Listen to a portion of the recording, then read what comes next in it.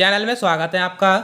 दोस्तों, आज हम इस वीडियो में पढ़ने वाले हैं general principles of prevention and control of acute respiratory infection. Means वो कौन कौन से जनरल प्रिंसिपल्स हैं, वो कौन कौन से जनरल सिद्धांत हैं जिससे हम एक्यूट रेस्पिरेटरी इन्फेक्शन पर प्रिवेंशन कर सकते हैं और उस पर हम कंट्रोल कर सकते हैं। तो आज हम इस वीडियो में इसी के बारे में पढ़ेंगे। तो ज़्यादा देरी न करते हुए वीडियो को स्टार्ट करते हैं।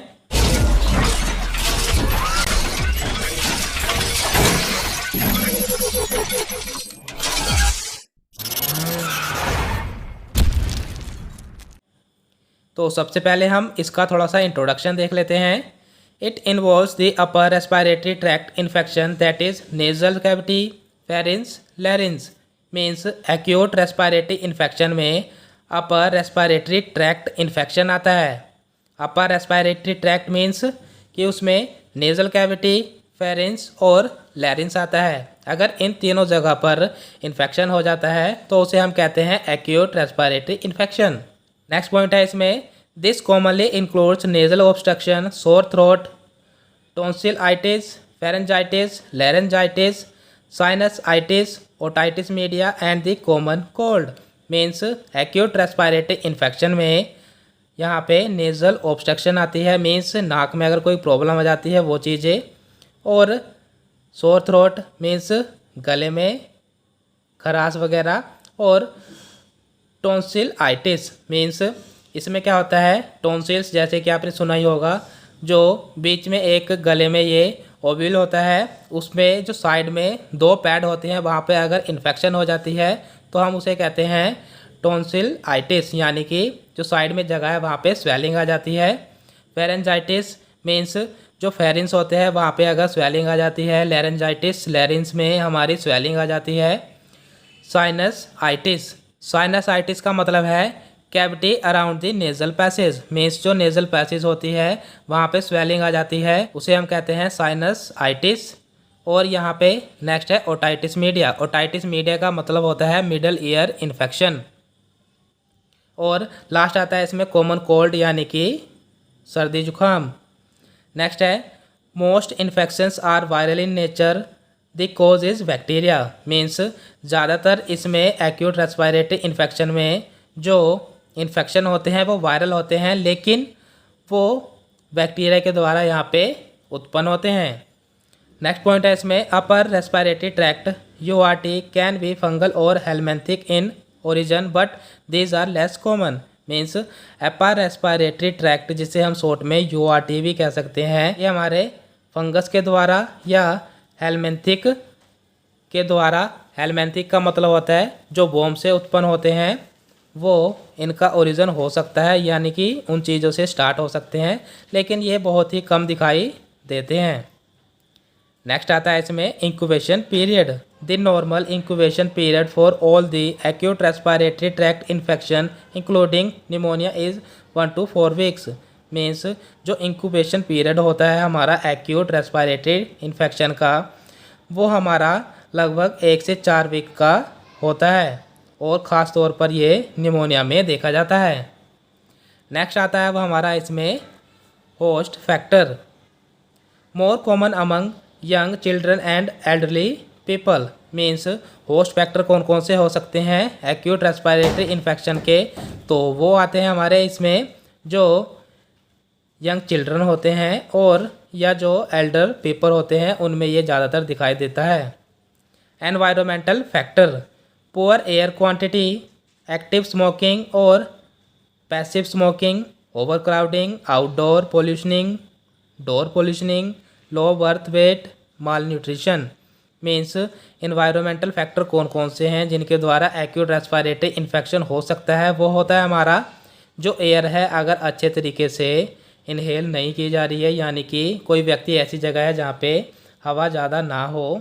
एक्टिव स्मोकिंग, यानी कि कोई व्यक्ति है वो लगातार बार बार स्मोकिंग करता है या कभी कभार भी करता है, तो उससे भी रेस्पिरेटरी इन्फेक्शन हो सकता है। ओवर क्राउडिंग, यानी कि ज़्यादा शोर कर देता है अगर कोई, उससे भी हो सकता है। आउटडोर पोल्यूशनिंग, घर के बाहर अगर पोल्यूशन है तो उससे भी हो सकता है। घर के अंदर भी अगर पोल्यूशन है तो वहाँ पे भी ये इन्फेक्शन उन चीज़ों से हो सकता है। अगर कोई बेबी है उसका जो वेट है वो बहुत ही कम होता है, तो उससे भी एक्यूट रेस्पिरेटरी इन्फेक्शन हो सकता है। या सीधा सीधा हम कहें माल न्यूट्रिशन की अगर कंडीशन है किसी बेबी में तो उसको भी एक्यूट रेस्पिरेटरी इन्फेक्शन हो सकता है। नेक्स्ट अब हम देख लेते हैं मोड ऑफ ट्रांसमिशन, यानी कैसे कैसे ये फैल सकता है। Airborne droplets spreads when the sick person cough और sneeze and inhaled into the lungs breathe in by susceptible person. Means अगर कोई व्यक्ति खांसता या सीखता है, उसके सामने अगर कोई व्यक्ति खड़ा हुआ है जो कि सही है, तो जो खांसने और सीखने पर जो ड्रॉपलेट्स आती हैं, जो पानी की बूंदें आती हैं, वो अगर सामने वाला नॉर्मल व्यक्ति उसको इनहेल कर लेता है, यानी कि सांस ले लेता है और सांस के साथ उसके अंदर चली जाती है, तो उस व्यक्ति में ये फैल सकता है। Direct oral contact with someone who has pneumonia. Means अगर कोई ऐसा व्यक्ति है जिसको निमोनिया है, उसके साथ डायरेक्ट कांटेक्ट बना लिया जाता है तो उससे भी ये इन्फेक्शन फैल सकता है। Example through kissing. मीन्स अगर कोई कपल आपस में किसिंग करते हैं तो उससे ये फैल सकता है। अब हम आगे देख लेते हैं। नेक्स्ट पॉइंट है इसमें, ड्यूरिंग और shortly after birth babies are also at higher risk of developing pneumonia from coming into contact with infectious agent in the birth canal or from contaminated article used during the delivery। Means अगर जो baby वो पेट में है या birth के बाद भी वो हाइयर रिस्क में रहता है, अगर उसके बर्थ के दौरान या उसके बर्थ के बाद जो बर्थ कैनाल होती है वो इन्फेक्शन से ग्रसित होती है, अगर वो उसके टच में आ जाती है, तब भी जो बेबीज होते हैं हाइयर रिस्क में हो सकते हैं कि उनको ये जो वायरल इन्फेक्शन है जो बैक्टीरिया से हो सकता है वो उनको हो जाए, क्योंकि अगर वो कंटामिनेटेड यानी दूषित आर्टिकल यूज़ करते हैं डिलीवरी के टाइम में। अब हम देख लेते हैं जो इसका मेन प्रिवेंशन एंड कंट्रोल है उसको। ड्यूरिंग एपिडेमिक्स और period of illness avoid close contact with people who are sick. Means epidemics में और ऐसी स्थिति में जहाँ पे कोई व्यक्ति अगर बीमार है तो हमें उसके कांटेक्ट में नहीं आना है, इसका खास तौर पर ध्यान रखना है। When you are sick keep your distance from the other to protect them from getting sick too. Means अगर आप बीमार है तो आपको भी यह ध्यान रखना है कि आपको भी किसी दूसरे के कांटेक्ट में नहीं आना है ताकि वो बीमार ना हो। If possible stay at home and stay away from the work school when sick. Means अगर हो सके तो अपने घर पर ही रहें, काम से दूर रहें, स्कूल में ना जाएं अगर आप बीमार हैं। Cover mouth and nose with tissue when you coughing और sneezing, it may prevent those around you from getting sick. Means अगर आप खांसने वाले हो या छींकने वाले हो तो अपने मुंह को टिश्यू या रुमाल से ढक लेना चाहिए ताकि सामने अगर कोई हमारा व्यक्ति है उसको कोई इन्फेक्शन ना हो और वो बीमार ना हो। नेक्स्ट है क्लीन योर हैंड्स। मीन्स अपने हाथ को साफ करें। Washing your hands often will help protect you from germs. Means अपने हाथ को साफ करें, अपने हाथ को धोएं, वो आपको हेल्प करेंगे कि आपके शरीर पर, आपके हाथ पर कोई भी जर्म उत्पन्न ना हो। लो और very low quality evidence indicates probiotics may be better than placebo in preventing acute URTI। Means हमें यहाँ पे बहुत कम ही क्वालिटी एविडेंस दिखाई देते हैं जो कहते हैं हमारे प्रोबायोटिक्स अच्छे हैं प्लेसिबो से बहुत ज़्यादा, जो कि acute upper respiratory tract infection को प्रिवेंट कर सकते हैं।